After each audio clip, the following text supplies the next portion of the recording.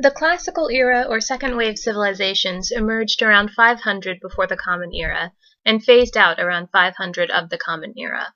Although many scholars and history classes only focus on the Greco-Roman world, we are also going to look at ancient Persia, China, and India.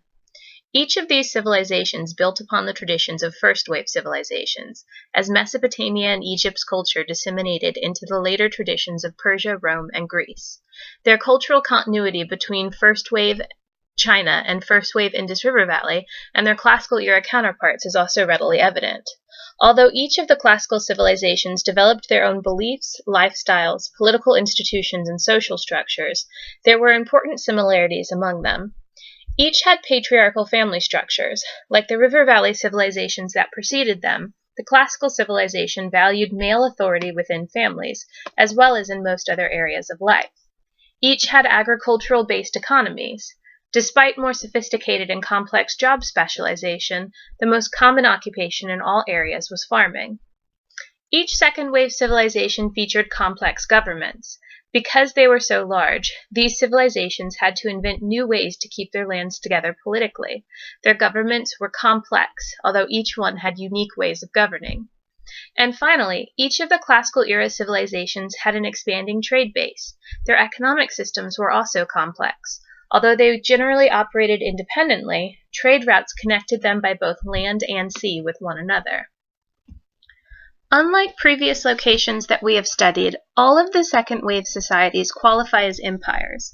The earliest empires showed up in the first-wave civilizations, when the Akkadians, Babylonians, and Assyrians invaded Mesopotamia, taking over the city-states and establishing an enduring imperial tradition in the Middle East.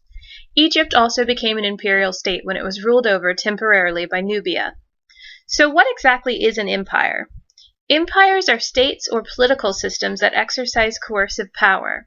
The term usually refers to a larger, more aggressive state that has conquered, ruled, and extracted resources from other states and people. Therefore, empires usually encompass a large variety of people with differing cultural practices and religious beliefs. In cases where there is not a unified political structure, such as the city-states of ancient Greece, empire is simply referring to a common culture that is expressed. There are several common problems that faced all Eurasian empires during the Second Wave. Should they impose the culture of the imperial heartland on their diverse subjects? Should they rule conquered people directly or through established local authorities? How could they best extract the wealth of empire in the form of taxes, tribute, and labor, while maintaining order in conquered territories? No matter how impressive these empires were at their peak, they all sooner or later collapsed, providing a useful reminder to their descendants of the fleeting nature of all human creation.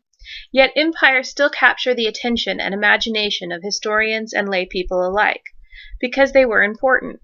Very large numbers of people, probably the majority of humankind before the 20th century, have lived out their lives in empires, where they were often governed by rulers culturally different than themselves. These imperial states brought together people of different traditions and religions and stimulated the exchange of ideas, cultures, and values. Despite their violence, exploitation, and oppression, empires also imposed substantial periods of peace and security, which fostered economic and artistic development, commercial exchange, and cultural mixing. For the most part, these distant second-wave civilizations did not directly encounter one another, as each established its own political system, cultural values, and ways of organizing society. A great exception to that rule lay in the Mediterranean world and in the Middle East, where the emerging Persian Empire and Greek civilizations, physically adjacent to one another, experienced a centuries-long interaction and clash. It was one of the most consequential cultural encounters of the ancient world. Ancient Persia was located in the Iranian plateau north of the Persian Gulf.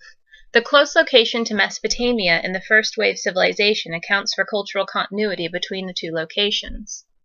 The political system of Persia was a monarchy in which the king was kept secluded in royal magnificence and could only be approached through an elaborate ritual. When kings died, sacred fires across Persia were extinguished. Persians were expected to shave their hair in mourning, and the manes of horses were cut short. The king was thought to rule by the will of the Persian god Ahura Mazda, and was an absolute monarch with complete control. When King Darius was interrupted while talking with his wife, he ordered the high offender, a high-ranking nobleman, to be killed along with his entire clan. Yet the masses believed that Persian monarchs deserved the title Great King, King of Kings, King of countries containing all kinds of men, and King in this great earth far and wide.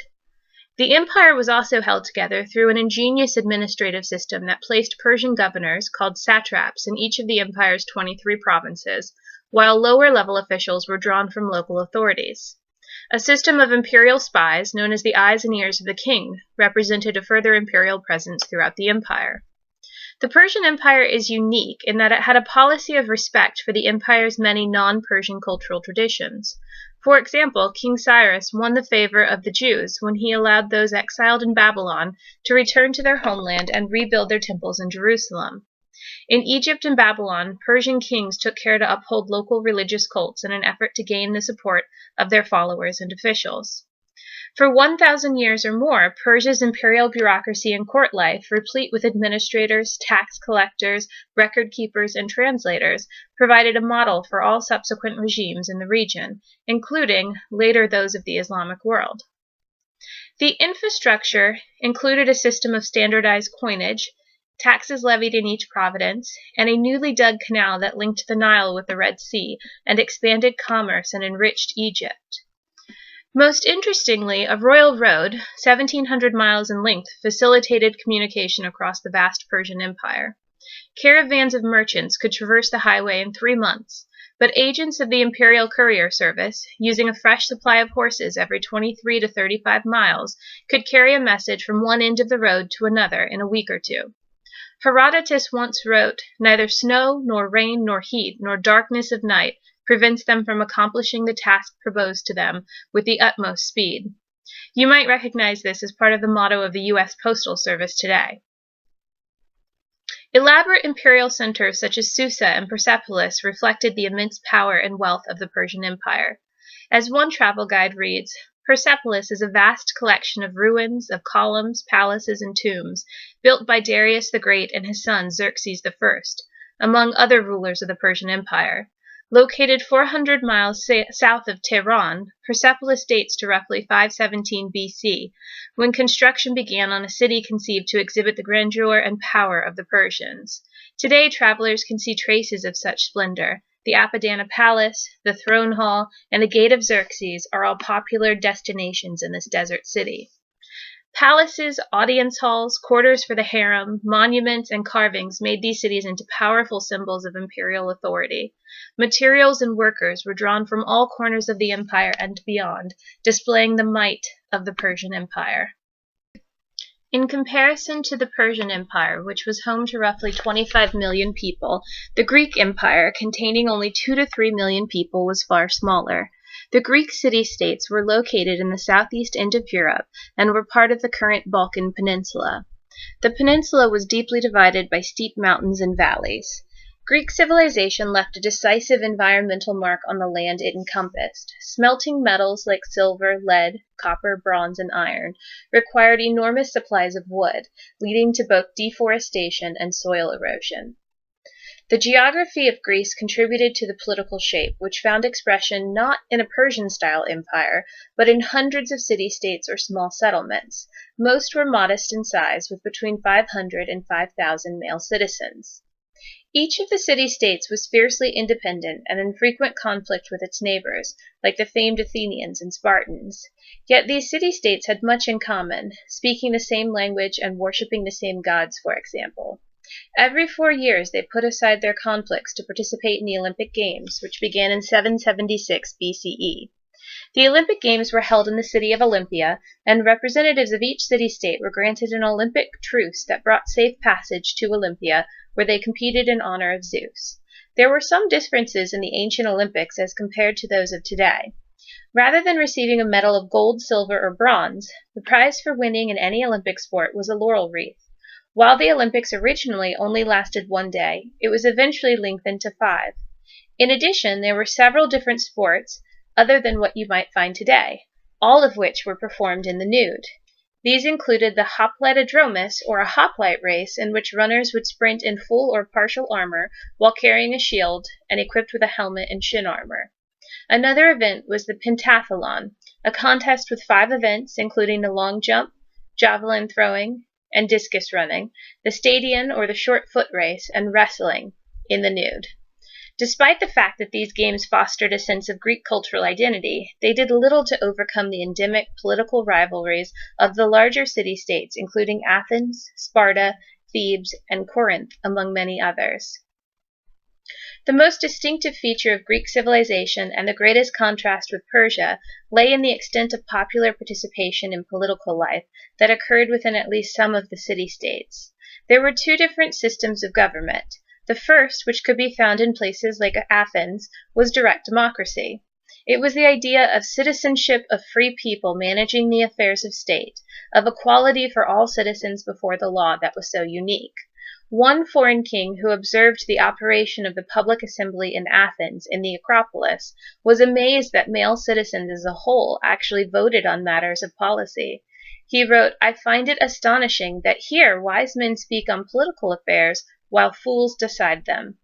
Compared to the rigid hierarchies, inequalities, and absolute monarchy of Persia and other ancient civilizations, the Athenian experiment was revolutionary. But Greek democracy was not without its faults. The extent of participation and the role of citizens varied considerably, both over time and from city to city. Early in Greek history, only wealthy and well-born men had the rights to full citizenship, such as speaking and voting in the assembly, holding public office, and fighting in the army.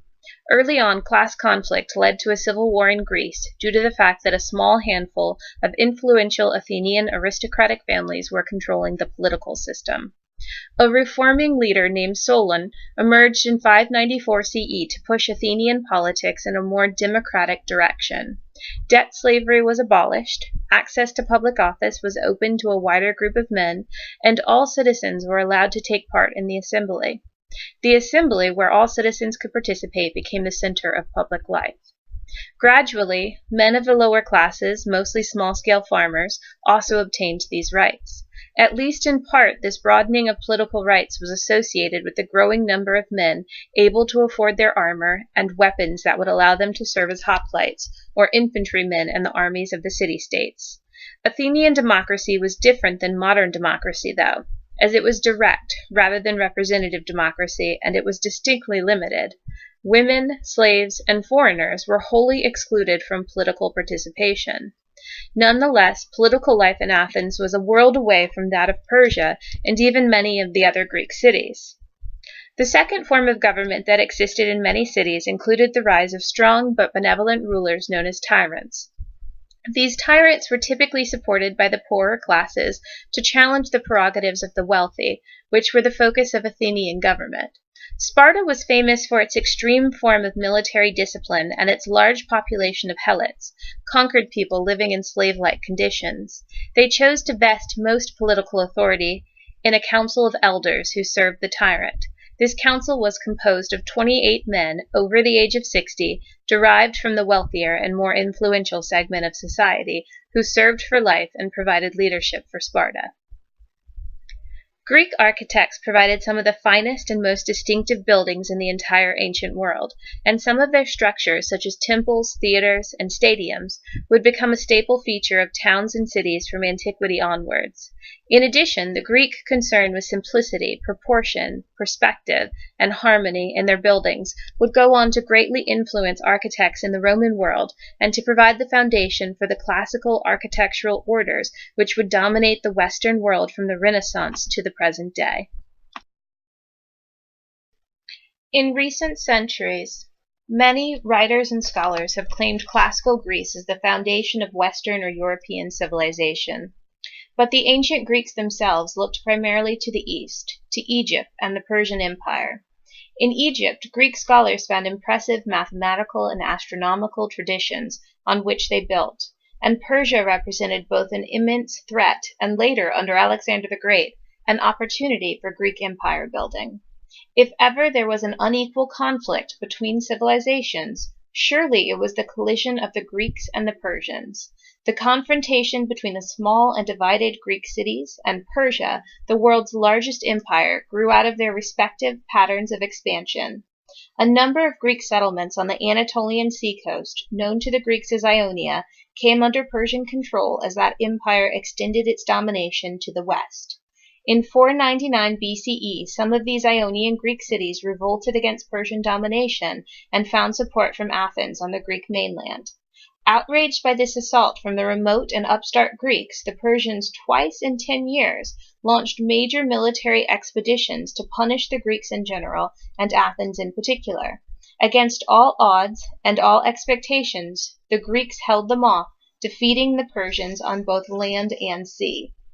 Though no doubt embarrassing, their defeat on the far western fringes of the empire had little effect on the Persians. However, it had a profound impact on the Greeks, and especially on Athens, whose forces had led the way to victory. Beating the Persians in battle was a source of enormous pride for Greece. Years later, elderly Athenian men asked one another how old they had been when the Greeks triumphed in the momentous Battle of Marathon in 490 BCE. In their view, this victory was the product of Greek freedoms, because those freedoms had motivated men to fight with extraordinary courage for what they valued so highly. It led to a Western world view in which Persia represented Asia and despotism, whereas Greece signified Europe and freedom. Thus was born the notion of an East-West divide, which has shaped European and North American thinking about the world into the 21st century. The Greek victory also radicalized Athenian democracy, for it had been men of the poorer classes who had rowed their ships to victory and who were now in a position to insist on full citizenship. The 50 years or so after the Greco-Persian Wars were not only the high point of Athenian democracy, but also the golden age of Greek culture. During this period, the Parthenon, that marvelous temple to the Greek goddess Athena, was built. Greek theater was born from the work of Sophocles and Euripides, and Socrates was beginning his career as a philosopher and an irritant in Athens. But Athens' golden age was also an era of incipient empire. In the Greco-Persian Wars, Athens had led a coalition of more than 30 Greek city-states on the basis of its naval power. But Athenian leadership in the struggle against Persian aggression had spawned an imperialism of its own. After the war, Athenian efforts to solidify Athens' dominant position among the allies led to an intense resentment and finally to a bitter civil war, with Sparta taking the lead in defending the traditional independence of Greek city-states. In this bloody conflict, known as the Peloponnesian War, Athens was defeated, while the Greeks exhausted themselves and magnified their distrust of one another. Thus, the way was open to their eventual takeover by the growing forces of Macedonia, a frontier kingdom on the northern fringes of the Greek world. The glory days of the Greek experiment were over, but the spread of Greek culture was just beginning. In order to learn more about Macedonia, Alexander the Great, and the Hellenistic era, please move on to the next video, which is a crash course world history video created by John Green.